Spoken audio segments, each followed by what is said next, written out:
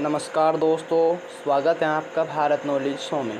तो दोस्तों, जो चीज़ पूरा भारत चाह रहा था वो आखिरकार भारत ने कर दिखाया है। जो गलवान घाटी की हिंसक झड़प के बाद भारत चाह रहा था कि चाइना के खिलाफ कठोर सैन्य कार्रवाई की जाए और चीन को कठोर सबक सिखाया जाए, और भारत ने वह सबक सिखा भी दिया है। और यकीन मानिए, जब से भारत ने यह फैसला लिया है, चीन भारत से बातचीत की मांग कर रहा है और मीटिंगों का दौर जारी है, क्योंकि भारत ने उसके घर पहुंचकर ललकार दी है।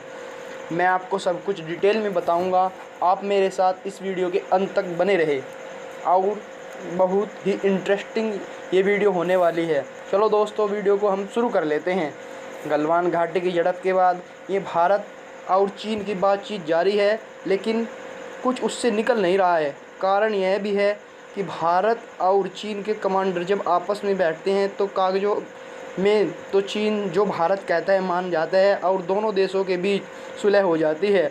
जब भारत बात ग्राउंड पर आती है तो चीन उसे मंजूर नहीं करता और वहाँ पर ही जमा रहता है। ये लगातार स्टैंड ऑफ बना हुआ है।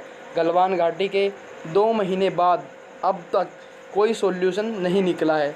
तो ऐसे में भारत ने चीफ ऑफ डिफेंस ने ऐसे में अब से 6 दिन पहले ये कहा था कि अगर चीन पीछे नहीं हटता है तो ऐसे में भारत ने मिलिट्री ऑप्शन चूज़ कर लिया है। और ये मिलिट्री ऑप्शन है भारतीय नौसेना का। दरअसल आप लोग यह जानते होंगे, दक्षिण चीन सागर चीन के लिए बहुत महत्वपूर्ण है और पिछले 3 से 4 सालों में मिलिट्री के बड़े बड़े अफसर एवं एक्सपर्ट भी कह रहे थे कि भारत को अपने दक्षिण चीन सागर में मौजूदगी बढ़ानी चाहिए, गश्त करनी चाहिए। उसके 2 कारण हैं। पहला कारण तो यह है कि भारत के साथ चीन के जो लगती सीमा है उस पर भारतीय आबादी ज़्यादा है।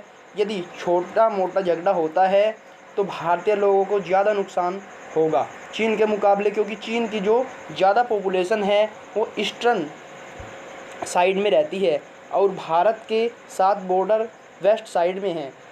वहाँ पर चीन की आबादी नहीं है। युद्ध जैसे हालात में भारत की ज़्यादा नुकसान होगा।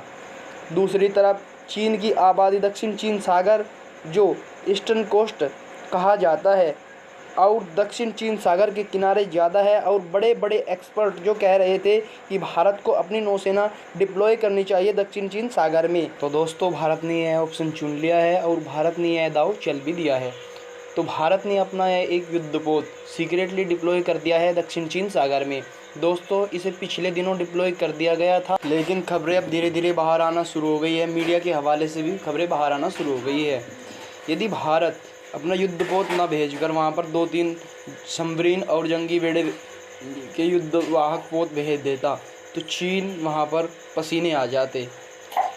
कुछ एक्सपर्ट कह रहे हैं कि चीन वहाँ पर अपनी नौसेना भेजकर झड़प भी करवा सकता है, लेकिन भारत अब इससे डरने वाला नहीं है, क्योंकि वहाँ पर भारत का एक घनिष्ठ मित्र अमेरिका पहले से ही मौजूद है। यदि भारत को वहाँ पर कोई दिक्कत होगी तो अमेरिका भारत की हर संभव मदद करने के लिए तत्पर है। धन्यवाद दोस्तों, लाइक करें, सब्सक्राइब करें, कमेंट करें। मैं पर डे आपके लिए एक ऐसी वीडियो लाता रहूँगा।